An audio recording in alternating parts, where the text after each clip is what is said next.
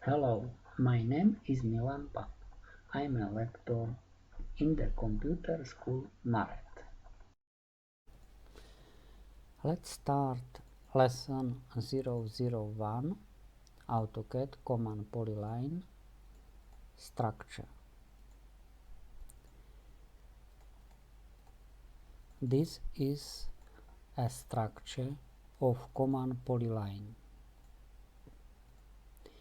If you choose command Polyline for menu draw, first of all you must left click in the drawing area to specify start point of polyline, and then left click to specify second point of polyline, and so on.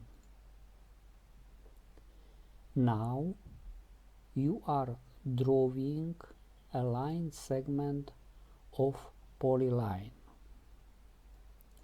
If you want to draw arc segment of polyline, you must select option 1 angle, or option 2 center, or option 3 direction, or option 4 radius.